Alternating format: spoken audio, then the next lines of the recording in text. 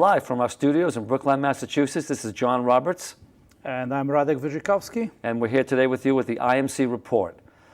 Today we're going to discuss lift and media reporting in aviation.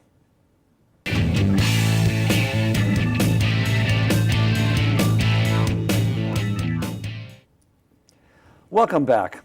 As promised, we want to discuss the uneducated media reporting in the general news that is very misleading and can lead people to believe that it's kind of a crazy business out there, and it really isn't. Yeah, actually, no, I was going to say yes, it is. We are crazy people, but you gotta be crazy not to as do crazy as they try to project there. So, uneducated media reports, yes, they are. And we're not talking about media reporting on large commercial accidents because those are usually very accurate. But we're talking about on-location, local TV stations reporting from local general aviation accidents. So let's talk first about, small airplanes versus large airplanes. I think, do they fly different or the same? No, they fly exactly the same. The principles are the same. They both have to create a lot of lift. It all depends on the size of the wing, the size of the aircraft. The difference between commercial and general aviation is general aviation, there's a lot more training going on. That's where you become a commercial pilot eventually, or an airline pilot, I should say. As far as incidences, a commercial aviation, naturally the pilots have flown many more hours, but they're flying a lot longer distances and they don't make nearly as many takeoffs and landings as a student does. For example, as a student, I made 200, 250 takeoffs and landings in 70 hours. And in a commercial plane, you might fly to Paris, and in 7 hours, you make one takeoff and one landing. So I think that it's just a numbers game, isn't it? Yeah, correct. And they cover much larger distance at the same time. So that is what is lowering the risk. And of course, they are inspected more often mechanically and so on. And they are dealing with commercial trained pilots. That's another thing. So all this together makes general aviation a little riskier or more risky than commercial aviation. So, but bottom line, since concept is the same, when you're up there, an airplane generates lift. As long as that lift is generated, that airplane is staying in the air. And loss of lift is going to result in that airplane going down to the ground, but not as, the way they're portraying it and the way they are explaining it to general public. If you don't know how it works, and we'll actually talk about lift in our next segment, so you'll learn a little bit more in more detail how it is being generated, how it works. But loss of that lift is called stall. And that has nothing to do with airplane stalling mechanically as the engine stall. Right, John? That's right, yeah. When you stall your car as a kid, you mentioned stalls. But when you're talking about stall in an aircraft, it means that the wing is no longer creating lift and the wing is just stalled. The wing is stalled, not the engine. Yes, but also it's not total loss of lift. It's not like suddenly it's zero. For airplane, as they sometimes say that airplane fell from the sky, plunged to the ground, all of those statements are so misleading because aerodynamically it is impossible. Imagine a piece of paper parallel to the ground and going down. It cannot fall down to the ground. It's going to do something of that sort. And that is exactly what loss of lift is. This moving forward is going to generate lift. So loss of lift, it's not total. Airplane, depending on type of airplane, could install descent anything from 500 to 1,000 feet per minute, which is not much. It's sometimes regular descent. And of course, there are dangerous phases of flight that you could put yourself in, but you really would have to work on it to be unrecoverable, which that's not really the case. But let's talk about how media is reporting it. And I prepared a few quotes. Actually, John prepared a few quotes. I tried to steal his credit. This is beautiful. There's a couple of good ones here. And there are actual quotes from newspapers, from radio stations, and from TV stations. So let's listen to it. There's a couple of good ones here. Other aviation experts concurred.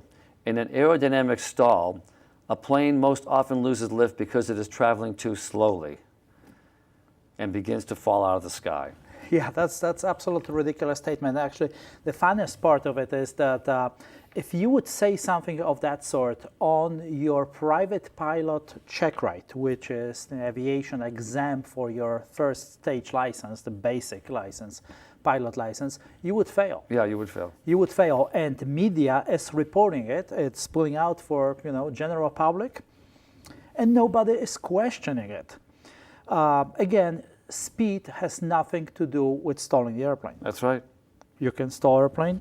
You can stall at any speed. The Concorde could stall. It could be at 2,000 miles an hour. You can stall an aircraft, and also you can stall going straight up, straight down, level flight. It doesn't matter. People think of it as like you just go too slow. The plane gets too slow and it just drops out of the sky. Yeah, and it doesn't.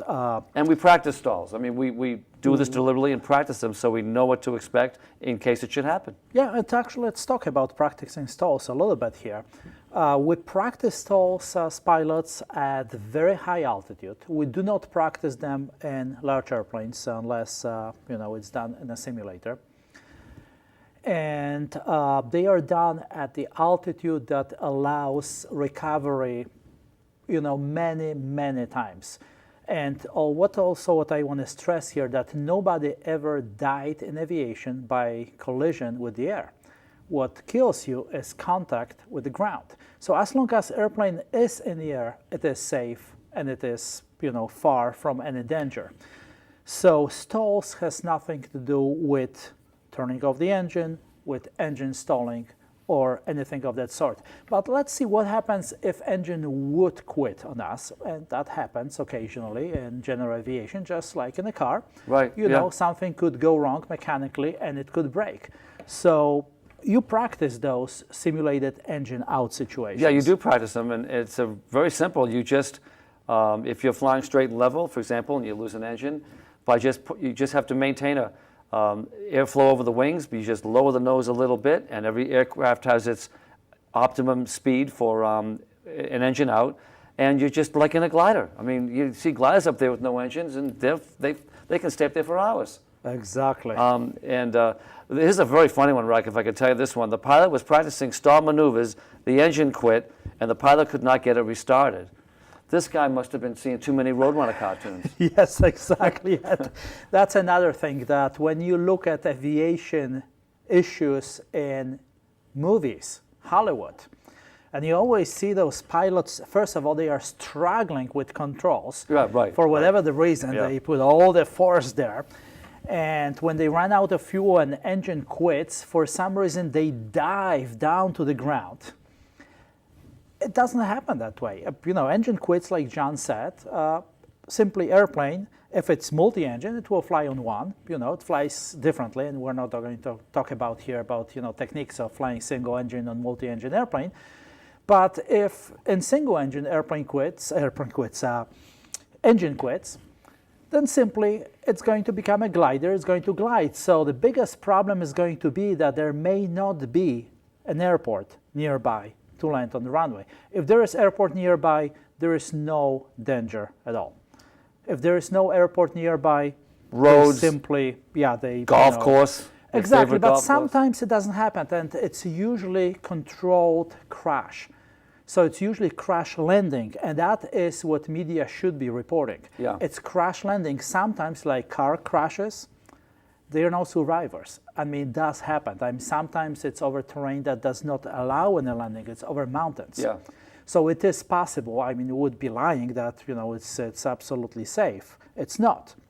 And that's why also we fly at safe altitudes when possible. For example, flying over in the Northeast here, flying over the Martha's Vineyard. If you fly at a certain altitude, 5,000 to 6,000 feet, if your engine does quit, you can glide into the airport. And another thing is the lift on the wings. They don't know if the engine's working or not working. Exactly. Doesn't matter. Yeah, doesn't matter. Let's talk about this pilot flying blind at night. That was something that actually I've heard on one of the local radio stations, morning show. It was in regard to that FAA, actually ATC, air traffic control controller, falling asleep. airport did not have control tower, airplane was coming in, and the way they were saying that, they couldn't see anything, they were guided by somebody else from some other airport's tower, they were flying blind at night. That was basically the comment.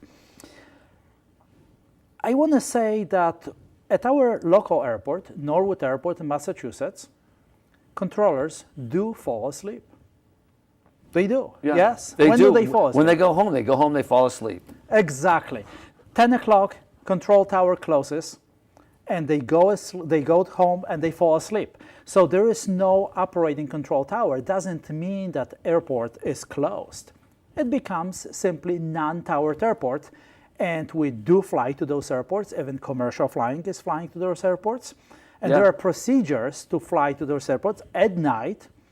We don't need air traffic control to guide us, because air traffic control is nothing else but traffic controller.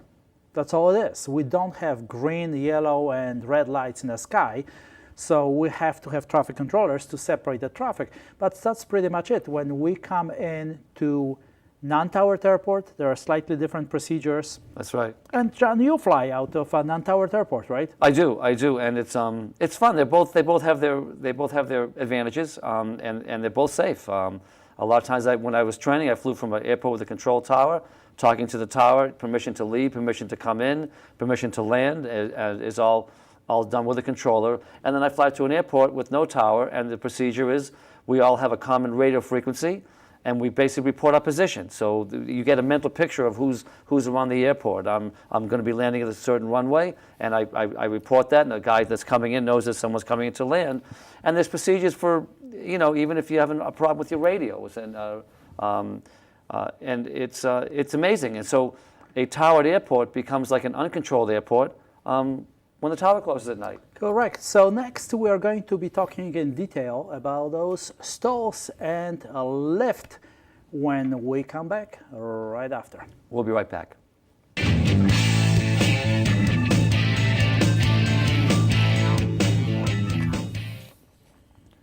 And welcome back. Welcome back. Here we're going to be talking about stalls and lift and how a plane really does fly. It's quite interesting. Actually, yeah, we're going to talk about lift and stalls, because we do want to fly first, and Right. the loss of lift we do want to avoid out there. I mean, we do want to generate as much lift as possible. So how a lift is generated? I'm going to start myself with a timer here, so I know how long I'm allowed to talk. So lift, we all think about the lift pretty much, and depending on what you've read about it and what kind of education you have. But pretty much when we stick our hand out the window, right? Most of us probably done it as kids. And when you tilt it a little bit, then you feel that lift, your hand goes up. If you bring it down, it will go down. So that is basic principle of lift. Yeah. And that one is done on so-called Newton's law. So for every action, there is equal and opposite reaction. So air is coming in from one direction, and wing is reacting with lift. But let's imagine that we're on the water on surfboard, and we do have lift there because we're, surfing on the surface of the water. What we do in airplanes, we're doing it in the air. We don't see it. Air has the same principles as water. Exactly. It's the same thing, yeah. Yeah. So if we are on a surfboard and suddenly we increase angle of attack, this angle we call angle of attack here. So if we increase it and we are too steep, suddenly we're going to lose that lift and slide down in the water. That is pretty much stall. So it has nothing to do, even on a surfboard, how fast you are going. It has to do with the angle. So correct answer to all the questions that press try to answer for you is stall occurs when there is critical angle of attack exceeded. Another part of lift is going to be generated, and I'm sure, John, you can explain this as a private pilot. Yeah. Let's try it. The Bernoulli's law, do you remember that one? Oh, sure I do. Yeah, I mean when you notice how the bottom of the wing is flat, and generally the top of the wing is curved. So when the relative wind coming at a wing goes over it and goes underneath it, the air going over it moves faster, and there's less pressure above the wing, so the wing just lifts. And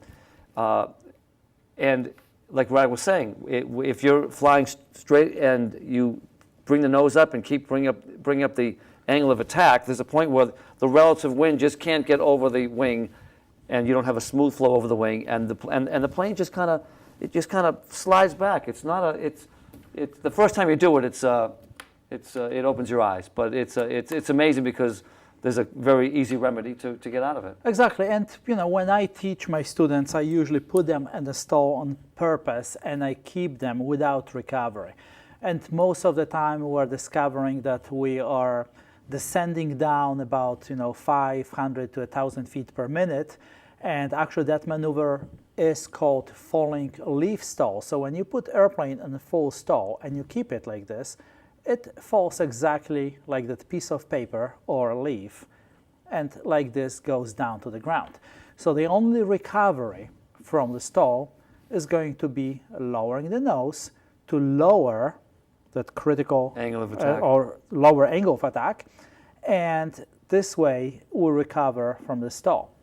So as you can see, it has nothing to do with the speed. We could be going very fast and a steep bank.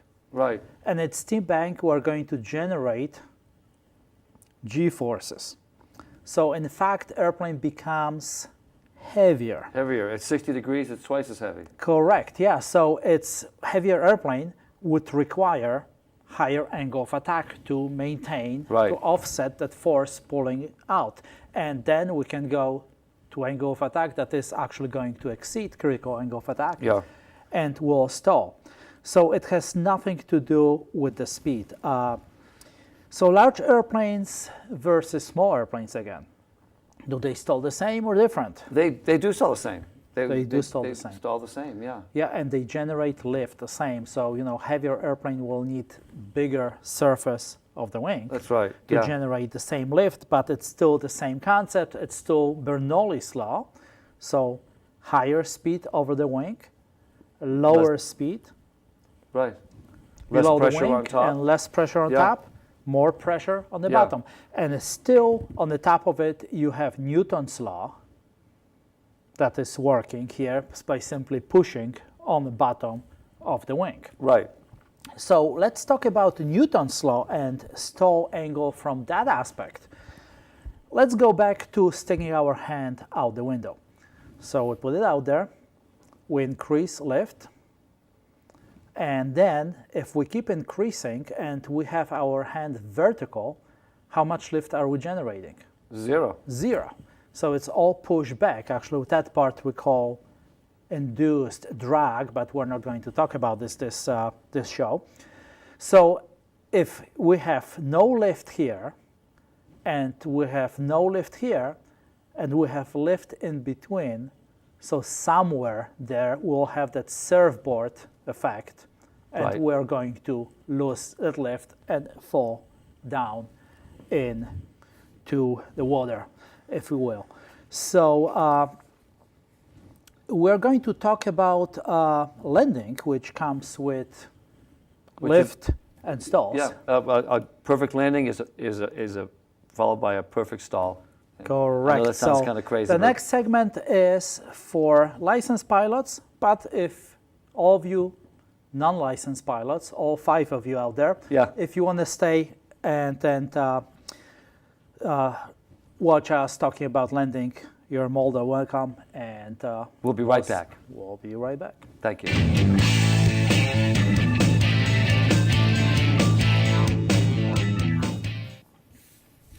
And welcome back. Welcome back. We're going to be talking about landing, the misconceptions of landing, and like we were talking about stalls, actually a perfect landing in a small plane, in most planes, there's actually a stall warning buzzer.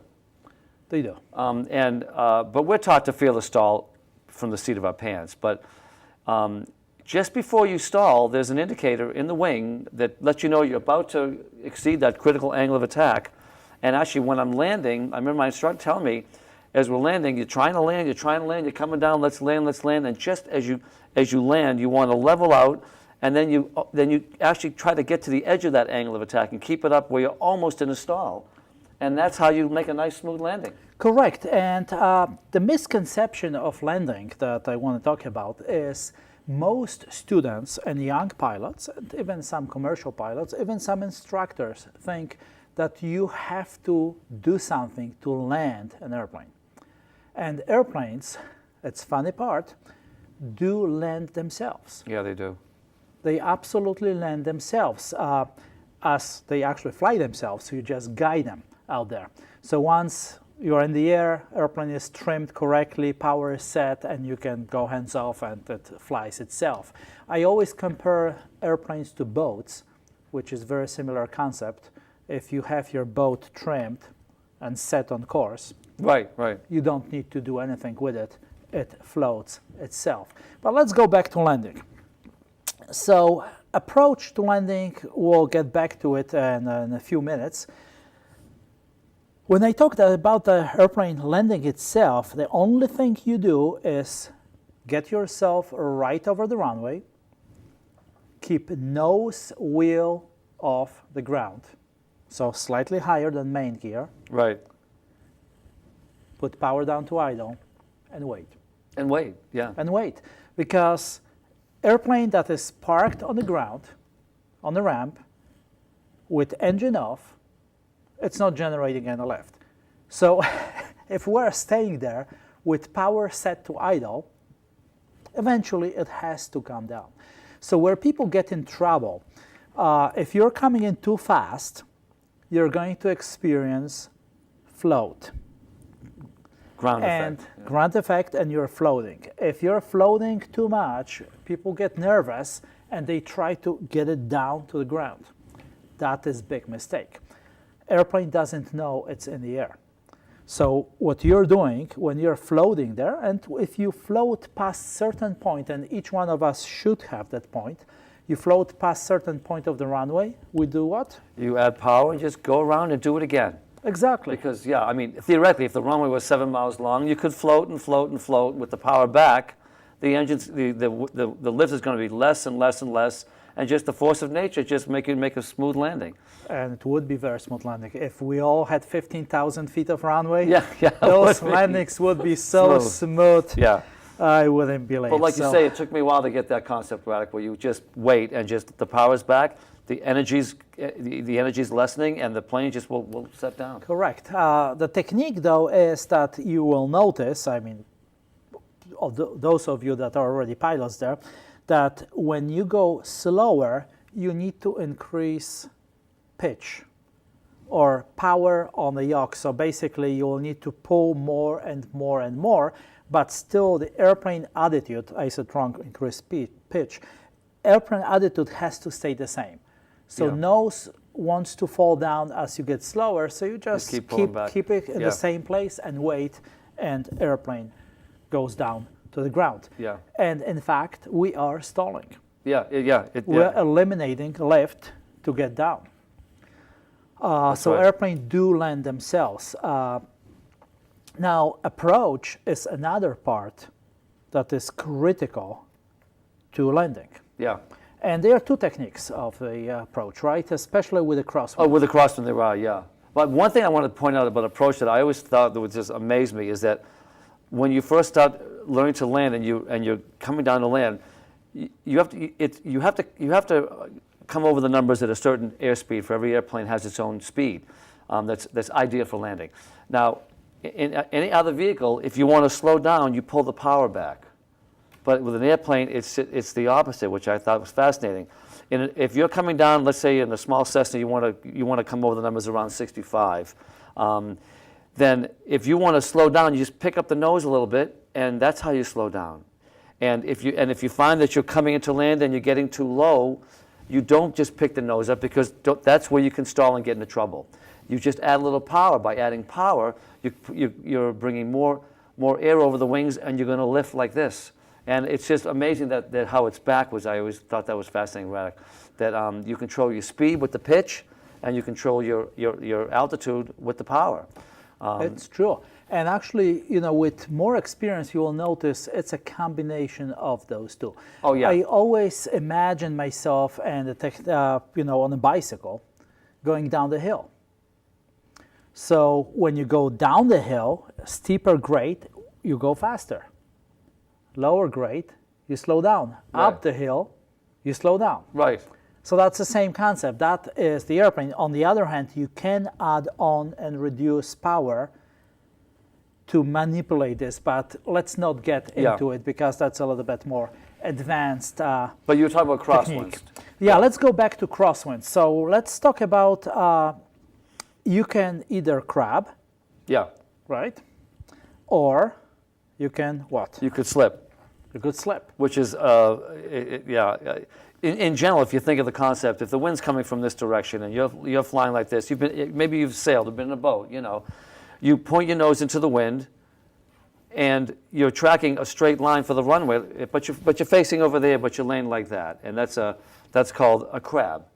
But the slip is you're actually flying uncoordinated, right? Correct. What you do is you're pointing the plane right down the runway. You point the plane down the runway, but if the wind's coming like that, it wants to go like this. So to counteract it, you push your right foot in, which turns the plane like that. You have opposite aileron. You might explain it better. Yeah. So basically, I mean, what you do is you're going to bank to prevent drift. And then You are going to put rudder to straight yourself, line up yourself with the runway. But what I want to point here, that actually what is happening, you always crab. I surprised you here. I see a look on your face. You always crab. It's only when you do it. So some people believe that you do it right on your approach and you're coming in like this. Other people, and I prescribe to that school, believe that you're coming in a crab and then you slip right at the end. Because right at the end, you still have to line up yourself with the runway. So if you think of it as a rudder lining up yourself with the line of the runway, right, ailerons to keep yourself over the runway, right, that is always going to work, whether you do it before, closer to the runway, or at the end. Yeah. That really doesn't matter. Yeah. I hope you enjoyed our show. I hope you wrote down that email that you've seen there at the bottom of the screen. And we would really appreciate if you would contact us, send us questions, problems, or simply potential topics for our future shows. And we'll see you back in 2 weeks. Yeah. From Brookline, Massachusetts, this is the IMC Report. Thank you for watching. Thank you.